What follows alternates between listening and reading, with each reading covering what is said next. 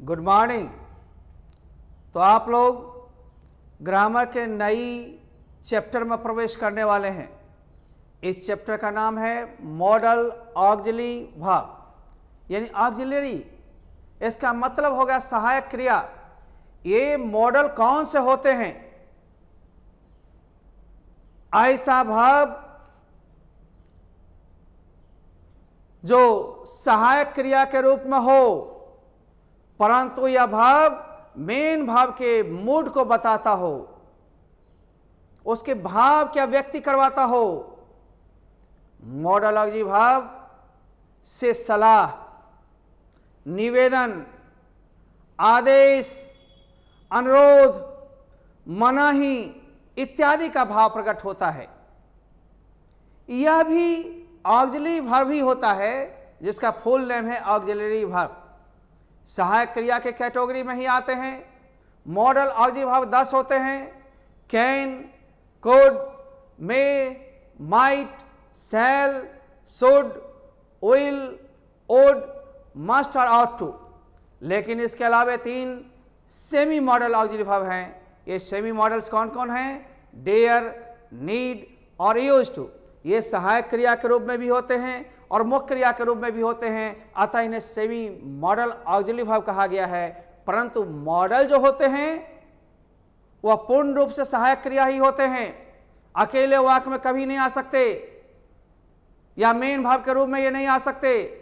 ये सिर्फ सहायता करते हैं और भाव के मूड को बताते हैं, भाव की अवस्था को बताते हैं।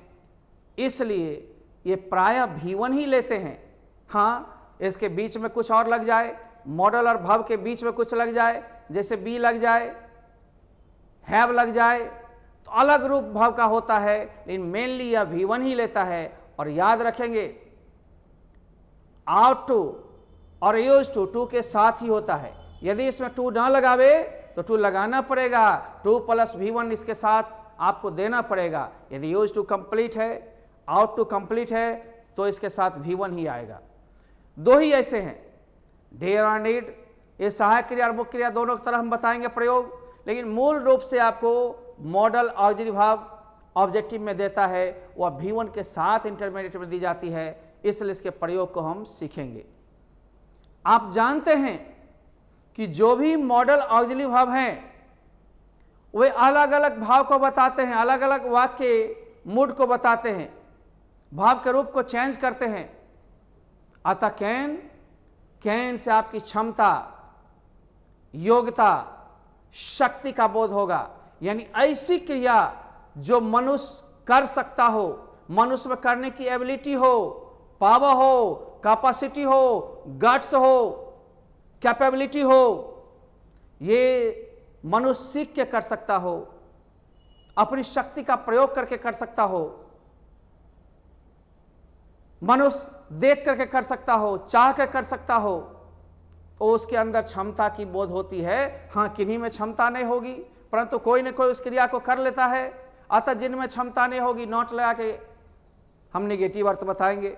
इंट्रोगेटिव में जो भी होगा कैन वो पहले होगा, तब सब्जेक्ट होगा, तब V1 होगा। लेकिन धन्यवाद आपको समझने के लिए, जब आप कैन का प्रयोग क्षमता के लिए समझें, कैपेसिटी के लिए, शक्ति के लिए, पावर के लिए, एबिलिटी योग्यता के लिए। जैसे मैं दौड़ सकता हूं, दौड़ने की क्षमता है, आई कैन रन। मैं नाच सकता हूं, आई कैन डांस। तुम नहीं नाच सकते हो, कैन नॉट डांस। मैं अंग्रेजी बोल सकता हूं, can speak English. I can shoot the line, I can kill the line. ये सारे आपके होने वाली बात है, क्षमता की बात है, पावर की बात है, एबिलिटी की बात है। अतः कैन लगाए, चाहे निगेटिव सेंस में देंगे जिसके पास क्षमता नहीं होगी, प्रश्न पूछने में इंट्रोगेटिव मूड करेंगे। मूड चाहे कोई भी हो, क्रिया से यह पता चले जो सब्जेक्ट कर सकता है, करने की एबिलिटी या कैपेबिलिटी है, तो उसमें कैन ही लगाएंगे। मान लो ये संभावना की बात होती जो मनुष्य के अंदर क्षमता नहीं होती है, अंदाज लगा सकता है, तो उसमें कैन की जगह हम लोग मे देंगे। जैसे वर्षा हो सकती है, हमारे चाहने पर भी नहीं होगी, अतः इसे मे लगाएंगे। इट मे रेन टुडे, और जहां मे होती है वहां कम संभावना के लिए माइट भी हो सकती है। ये मत समझा करो कि मे का पास्ट माइट हो गया, हरदम माइट पास्ट में ही नहीं होता। यह कम संभावना को बताने के लिए भी यूज में आते रहता है। अतः आप ध्यान देंगे, कम संभावना के लिए बताया जाए तो आप माइट का प्रयोग करेंगे, 40 से 50% की भी संभावना होता। ज्यादा संभावना हो तो मे का प्रयोग किया जाता है। इसलिए सभी लोग ध्यान देकर के बनाएंगे। दूसरी बात है, आप परमिशन लेते हो अपने लिए या दूसरे के लिए, जैसे क्या मैं अंदर आ सकता हूं, may I come in sir, may I come in, may he sit here, may I take your pen. आप वहां पर कैन भी आधुनिक समय में लगाते हो फॉर्मल में, लेकिन ये यूज नहीं होना चाहिए। आजकल के फैशन में चलने लगी है, इससे पूर्ण परमिशन की बोध नहीं होती है। हाँ, परमिशन देने के लिए हम कैन और मे दोनों का प्रयोग करते हैं।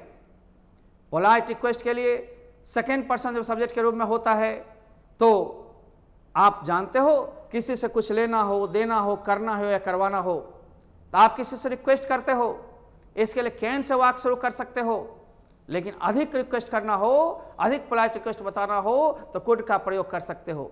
जैसे कहते हो कैन यू हेल्प मी, क्या आप मेरी मदद कर सकते हैं, कहेगा no I have no time, I can't help you. आप जोर लगा के उसको रिक्वेस्ट कीजिए। जब उसी से कुछ काम लेना हो, उसी से करवाना हो तो आप कैन की जगह कुड दीजिए। इन्हें भूतकाल हो गया, यहाँ भूत नहीं हो गई, जोरदार हो गई। कुड यू हेल्प मी, क्या मेरी मदद नहीं करेंगे, कीजिए ना प्लीज, कोई और मेरा सहारा नहीं है, आप ही पर मैं सोचे हुए थे, आप ही पर आशा रखे हैं। इस तरह से कैन की जगह कुड जोर लगा के। हम और भी पोलाइट रिक्वेस्ट में बताएंगे विल या वुड का भी। क्या आप एक कप चाय पिएंगे, will you take a cup of tea, एक कप चाय पी न लीजिए, पिएंगे ना, वुड यू, विल की जगह वुड अधिक रिक्वेस्ट को बताता है, जिस तरह कैन की जगह कुड। आप जान लो, ये कभी कभी हम लोग को ऑप्टेटिव सेंटेंस व्यक्त करना पड़ता है, उस मे का ही प्रयोग करना। मे आई खामिशा, सॉरी है ना, optative may God bless you, may you live long, इस तरह से हम लोग व्यक्त करेंगे, राइट ना। तो हम लोग मॉडल ऑक्सिलरी वर्ब को ठीक से ले चल रहे हैं। अभी हम समझाएंगे आपको बारी बारी से कि आखिर मॉडल क्या है, इसके प्रयोग कैसे होंगे। जब गौर से सुनेंगे सब लोग, आने वाला चैप्टर आपका है, देख रहे होंगे। आज हम मॉडर्न सेंटर के बैनर के तले मॉडल ऑक्सिलरी वर्ब को हम पढ़ाने जा रहे हैं। डे फर्स्ट है, पहले इसके बारे में जानो, इसके प्रयोग को समझो और धीरे धीरे इस एग्जाम्पल को समझते हुए इसको भी अलविदा करेंगे। प्रैक्टिस पेपर बनाते रहोगे, हम समझाते रहेंगे। तो मॉडल ऑक्सिलरी वर्ब ऐसा वर्ब है जिससे क्षमता, संभावना, सलाह, निवेदन, अनुरोध, विनती, मनाही इत्यादि का बोध होता है ना। मॉडल ऑक्सिलरी वर्ब निम्नलिखित हैं, can, could, may, might, shall, will, would, should, must, ought to तथा सेमी मॉडल ऑक्सिलरी वर्ब हैं नीड, डेयर और यूज्ड टू। कुल मिलाकर 10 3 13 हो गए, लेकिन शुद्ध रूप से मॉडल ऑक्सिलरी वर्ब 10 हैं और ये सेमी मॉडल 3 मिलाकर के मॉडल के ग्रुप में ही आते हैं, 3 और हैं, 13 हो गए। अब हम लोग देखते हैं कि मॉडल्स ही ऑक्सिलरी वर्ब है, सहायक क्रिया ही हैं, ठीक ना, जो भाव के मूड यानी भाव यानी अवस्था को व्यक्त करते हैं। चूंकि ये भाव के भाव या क्रियाविधि या अवस्था को व्यक्त करते हैं, इसलिए ये मॉडल कहलाए, अतः इन्हें मॉडल ऑक्सिलरी वर्ब ही कहा जाता है। आप जान लो, मॉडल ऑक्सिलरी वर्ब का प्रयोग लगभग सभी सब्जेक्ट के साथ होता है, जैसे कैन है, मे है, शुड है, कुड है, आउट टू है, डेयर, नीड है, सहायक क्रिया के रूप में यूज्ड टू है, ये सब का प्रयोग। केवल शैल, विल जो है, शैल का प्रयोग आई वी के साथ और बाकी का प्रयोग विल के साथ। लेकिन ध्यान दीजिएगा, शैल की जगह विल या विल की जगह शैल लगाने से जोरदार वाक्य हो जाते हैं। धमकी का बोध देना होता है, वादा का बोध कराना होता है, उस स्थिति में भी शैल की जगह विल, विल की जगह शैल। निश्चितता का बोध कराना होता है तो भी उल्टा। अतः गलत नहीं होता है, परंतु हर वक्त जोर लगा के नहीं बोलते हैं। और दूसरी बात है, स्पोकन इंग्लिश में और मॉडर्न इंग्लिश ग्रामर में विल का प्रयोग सबके साथ धरले होता है। हम लोग एक एक करके पढ़ेंगे, अभी थोड़ी भाषण प्रथम दिन है ना, पहला दिन है, इसलिए थोड़ा सा दे रहे हैं। आइए, यह नंबर पर्सन और जेंडर से इसका कोई मतलब नहीं होता, इससे स्वतंत्र होता है, इसका कोई प्रभाव नहीं पड़ता है, चाहे मेल हो या फीमेल हो। रानी कैन डांस या Raja can dance, I can dance, you can dance. क्षमता बतानी है कैन का प्रयोग सबके साथ, कहीं कोई दिक्कत नहीं होगी, बस धीरे धीरे समझना है, पहचाना है, ठीक ना। Model auxiliary verbs are also used like helping verbs. They show the mood of the verbs. They are generally used for showing the sense of advice, order, request, prohibition, etc. But they are used differently to show the different moods of the verbs in the sentence. Sentence में verb के mood को बताने के लिए अलग अलग ढंग से इसका प्रयोग होता है, इसे जानना है। इसका नंबर, पर्सन, जेंडर पर कोई प्रभाव नहीं पड़ता है, ये कंट्रोल नहीं होता है उससे। इसलिए मॉडल ऑक्सिलरी वर्ब लगभग सभी सब्जेक्ट के साथ सब प्रयोग होते हैं। आइए हम लोग देखते हैं। इसके बाद प्राय V1 का प्रयोग होता है, यूज आउट टू के साथ टू लगते ही लगते हैं। डेयर और नीड तथा यूज टू का प्रयोग सेमी मॉडल की तरह होता है, लेकिन इसमें हम लोग मॉडल का प्रयोग पहले पढ़ेंगे, तब सेमी मॉडल का। Use of model auxiliary verb, इनमें V1 के साथ फिल करने के लिए क्वेश्चन दिया जाता है, आपको ऑप्शन में से चुन करके को फिल करना होता है। ऑप्शन चुनेंगे या रंगेंगे आप तो फिल करने की जरूरत नहीं है, यानी सेंस में आप फिल करेंगे, सेंस को देखते हुए, और तब ऑब्जेक्टिव में सिर्फ रंगना है। आइए वैसे विशेष जानकारी दी गई है, जैसे कि कैन का प्रयोग।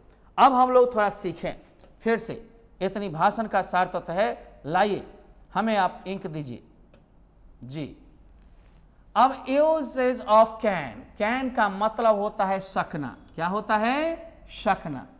समझा रहे लखना?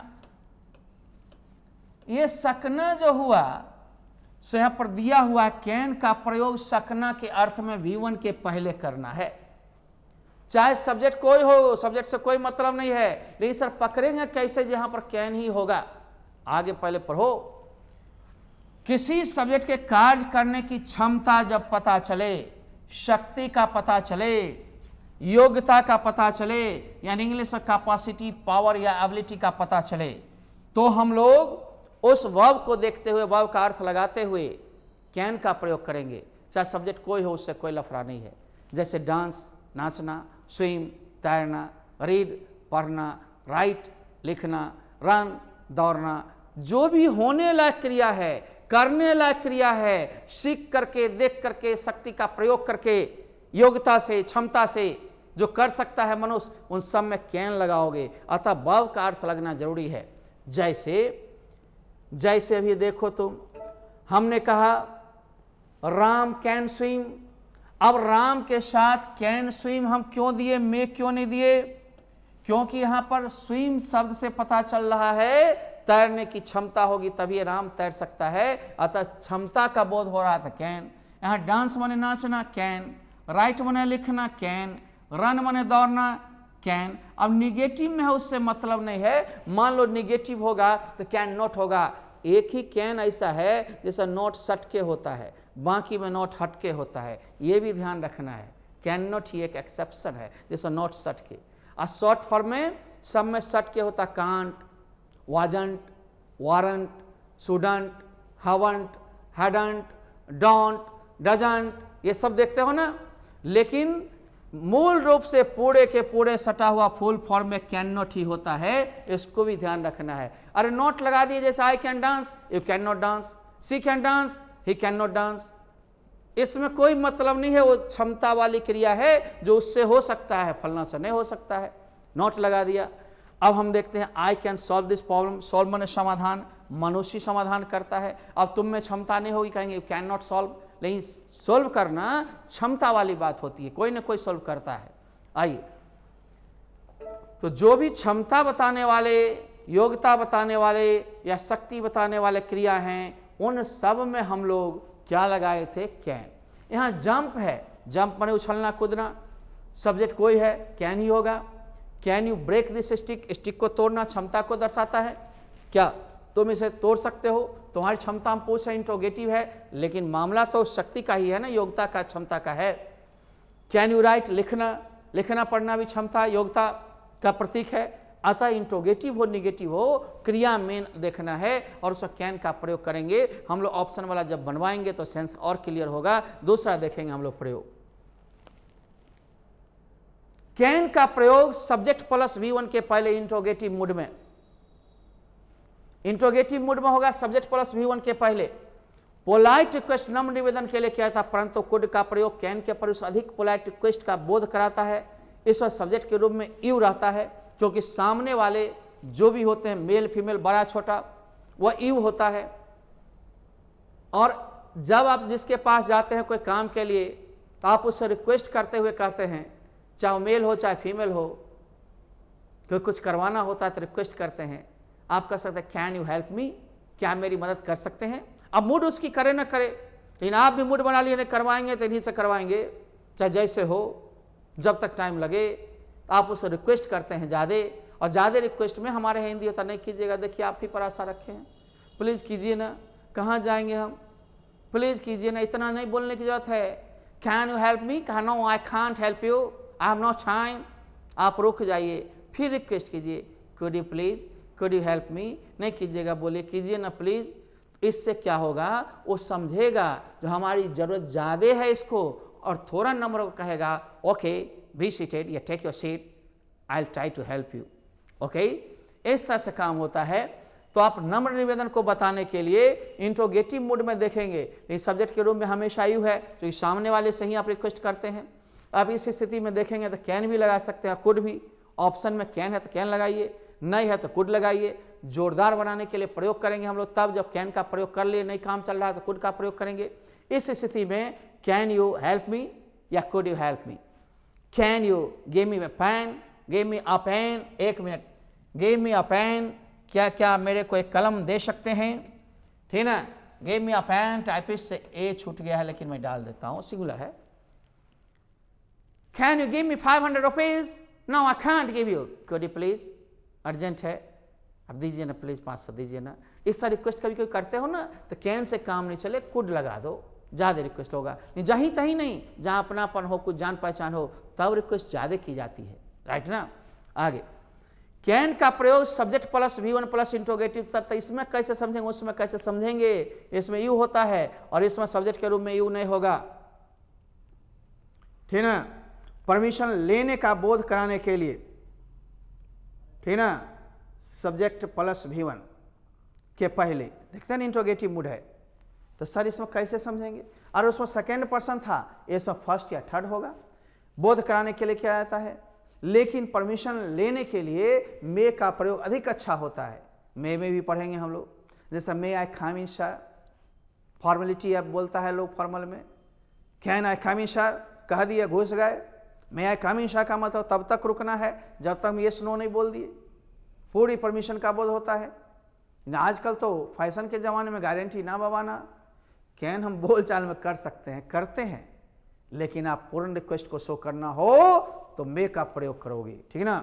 आओ, तो परमिशन का बोध कराने के लिए हम लोग कैन का प्रयोग करते हैं, कब, subject plus V1 plus dot dot dot plus प्रश्नवाचक चिन्ह के पहले। परंतु आप ये जान लो कि यहाँ मे का प्रयोग अधिक अच्छा होता है। इस सब्जेक्ट के रूप में फर्स्ट पर्सन या थर्ड पर्सन होता है, जैसे कैन आई खामिशा या मे आई खामिशा। लेकिन बेटर कौन है, यदि ऑप्शन में दे दे तो मे चुनिएगा पहले, ठीक है, पूर्ण रिक्वेस्ट का बोध होता है। May I do it, may I take your pen, may I sit here, may I talk to you. ऐसा से आप प्रयोग करोगे। यदि मे नहीं मिलता है तो कैन से काम चलाना है, राइट ना। अब आप देखोगे हम बता रहे हैं, may I come sir, may I go there sir, may I sit here sir. Third person may Sheila dance now, क्या शीला नाच सकती है। May the child play here, क्या बच्चा यहाँ खेल सकता है। इस तरह से हम लोग प्रयोग करते हैं। आगे आइए, वैसे आऊं के अर्थ में बोलचाल में आजकल कुड का भी प्रयोग होने लगा है और कभी कभी शुड का प्रयोग भी होने लगा। कुड आई कम इन या शुड आई कम इन, ये बोलचाल में प्रयोग होने लगी है। लेकिन आपको मेनली चुनना है तो क्षमता, योग्यता, शक्ति बताने के लिए कैन, पोलाइट रिक्वेस्ट में कैन या कुड, परमिशन में मे ने हो तब कैन। इस तरह से हम लोग आगे बढ़ेंगे। और आप जान लो शुड का भी प्रयोग इसी तरह कर सकते हैं। क्या मैं अंदर आऊं, could I come in, should I open the box या विंडो, क्या मैं खोल दूं या खोलूं, इस तरह से। परमिशन देने के लिए कैन या मे, लेने के लिए तो हमने मे या कैन का यूज किया ही था, देने के लिए भी। जैसे आपको पूछता है may I come in sir, yes you may come in, या yes you may come in, common छुपा हुआ है। May I go out sir, yes you may go out, या यू कैन गो आउट। इस तरह से हम लोग यूज करते हैं। ये बोलचाल की भाषा है। ट्रांसलेशन सिस्टम में कैन कोड वाला बनवाए थे, उसको धो लीजिए चाहिए हो ये सबको, और समझ में बिल्कुल क्लियर होगा। प्रैक्टिकली हम लोग सेंस को ही देखकर इसे मार सकते हैं, क्योंकि वाक्य लगेगा सब में V1 है, V1 है, V1 है। सेंस को अपनाना होगा। क्यों हम लोग टेंस के बाद इस सबको लाए हैं, ताकि सेंस को कुछ स्ट्रक्चर के बाद लाए हैं, सिंटैक्स के बाद लाए हैं, आर्टिकल के बाद लाए हैं, टाइम एंड टेंस के बाद लाए हैं, नरेशन के बाद लाए हैं। कुछ तो कारण है। इतनी में तब तक परिपक्वता आ जाती है। अब शुरू से ही नहीं पढ़ोगे तो ये तुम्हारी गलती है ना। अब देख, कभी कभी इंट्रोगेटिव सेंटेंस में कर्ता के क्रोध को, अधीरता, इंपाशंस को, आश्चर्य, एस्टोनिशमेंट को दर्शाने के लिए कैन का प्रयोग किया जाता है इंट्रोगेटिव में। वेयर है ना, कैन सी गो, वह कहाँ जा सकती है। देख रहे हो ना, ये वैसे ही इंट्रोगेटिव में भी होगा, कोई दिक्कत नहीं है। What can you do, what can he से, हाउ कैन रामू रिजाइन। ये सबको बोध कराने के लिए नहीं कि आपका अफर्मेटिव में हुआ, निगेटिव में हुआ, इंट्रोगेटिव में हुआ, क्या दिक्कत हुआ। सिर्फ आप जान लीजिए मॉडिफाइड को, कैसे कैसे क्या क्या अर्थ होता है, आप जान लीजिए इसके प्रयोग को। और फिर हम लोग मे में आना चाहेंगे। मे का प्रयोग सकना के अर्थ में V1 के पहले संभावना को बताने के लिए, प्रोबेबिलिटी को बताने के लिए किया जाता है। लेकिन पूर्ण संभावना का बोध हो तो मे, और कम संभावना हो तो मे की जगह माइट। यहां कोई अर्थ में परिवर्तन नहीं होगा।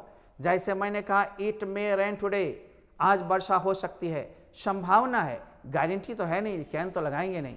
लेकिन कम संभावना थोड़ा बहुत है, हो भी सकता नहीं भी, तो मे की जगह माइट लगाएंगे। माइट से कम संभावना का बोध होता है और मे से पूर्ण संभावना की बोध होती है। संभावना एक तो पूर्ण होती नहीं है, 70%, 80%, 100 तो हुआ तो क्षमता हो गया।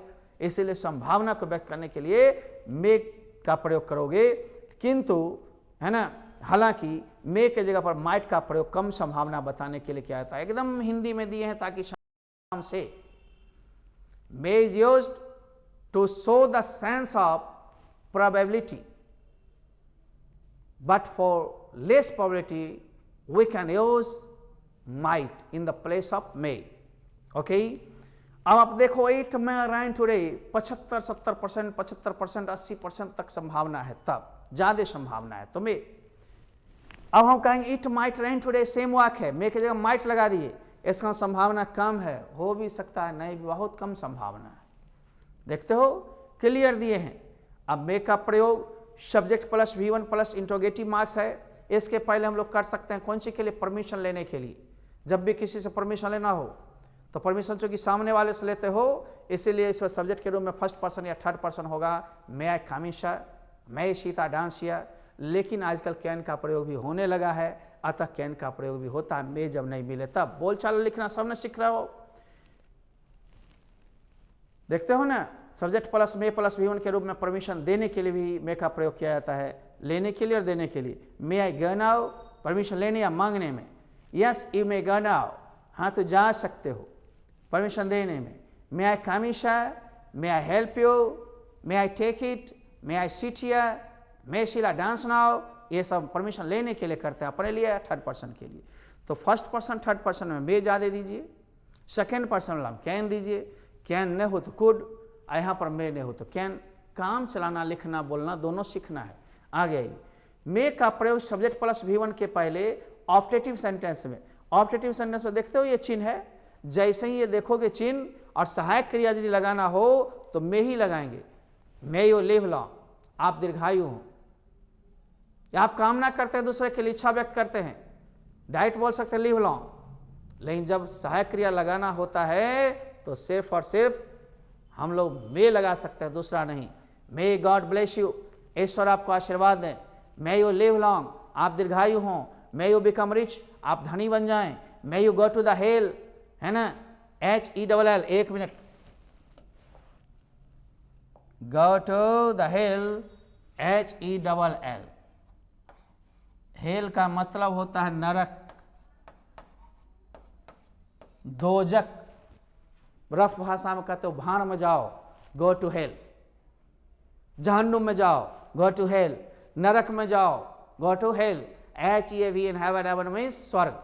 अब देख लो सब में मे का प्रयोग है, जैसे ही ऐसा चिन्ह देखोगे ऑप्टेटिव में मे का प्रयोग करना, दूसरा चीज का नहीं करना। और एक और हम जानकारी के लिए दे रहे हैं, इनफॉर्मल रिक्वेस्ट में, may I borrow this pen, purpose के लिए भी जब सो डैट होता है तो वहाँ मे ही देना, कैन नहीं। ये विशेष जानकारी के लिए सब दे दिए हैं, ये सब नोट्स पर भी देखोगे, प्रैक्टिस पेपर पर भी देखोगे, और जब हम समझाएंगे प्रश्न पत्र पर में और क्लियर हो जाओगे, ठीक ना।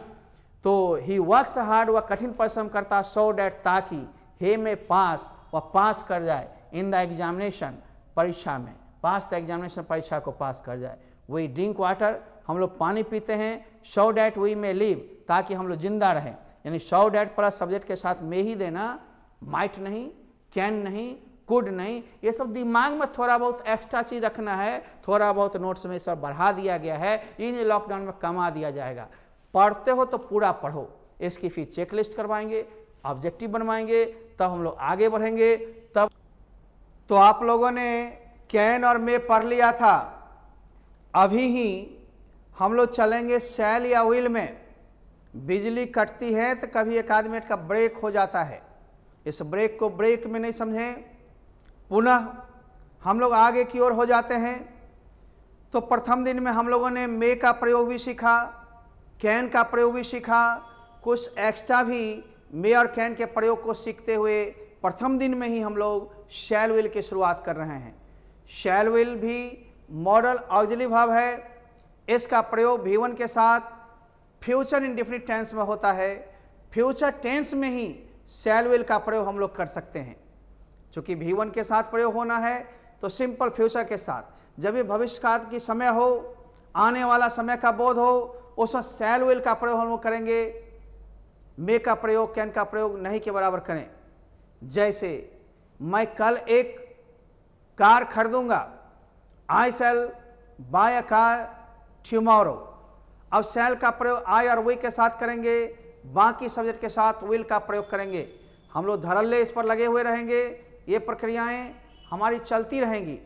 जस्ट अगले दिन जब हम लोग शुरू करेंगे तो फिर विशेष पॉइंट के साथ आगे बढ़ेंगे हम लोग। आइए चलते हैं शैल विल का प्रयोग। तो शैल या विल का प्रयोग V1 के पहले सब्जेक्ट के अनुसार फ्यूचर टेंस में एक्टिव वॉइस में किया जाता है। अब देखेंगे हम लोग कि आखिर कैसे पहचानेंगे शैल विल ही देना है। यहाँ टुमारो देखो, आने वाला कल, नेक्स्ट वीक देखो, अगले सप्ताह। जब ये फ्यूचर टाइम हो तो V1 के साथ हम लोग शैल विल का प्रयोग करेंगे सब्जेक्ट के अनुसार। चूंकि सी के साथ भी विल लगता है, इव के साथ भी विल लगता है, कोई दिक्कत नहीं है। आई रहता तो शैल लगाते, जैसे आई शैल डू इट टुमारो, मैं इसे कल कर लूँगा। तो शैल विल का प्रयोग आपने फ्यूचर टाइम के रहते हुए किया।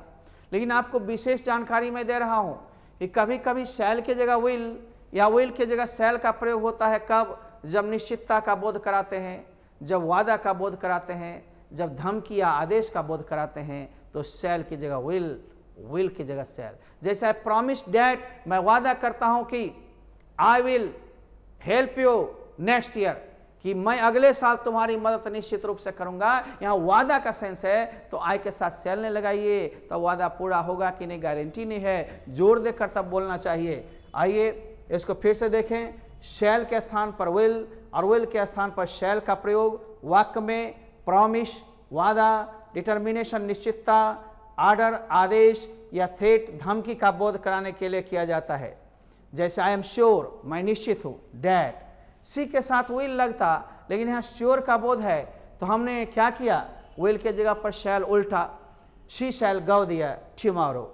आई प्रॉमिस डैट, आई के साथ शैल लगता, लेकिन प्रॉमिस का बोध पीछे है, तो निश्चित रूप से इसमें आई के साथ सेल न लगा के विल का प्रयोग करेंगे। बोलचाल में प्राय प्रयोग होता है, या कभी कभी ऐसे वाक्य देता है तो उसमें आप लोग चुनते हो उल्टा। ये सेल विल में ही केवल लफड़ा है। ही विल डाई सूनर और लेटर, यह निश्चितता है कि हम लोग या कोई लोग, या विल डाई सूनर लेटर कि हम लोग देर या सवेर मरेंगे ही, यह निश्चितता का बोध कराता है। इसलिए विल का प्रयोग ज़्यादा सुटेबल है। आइए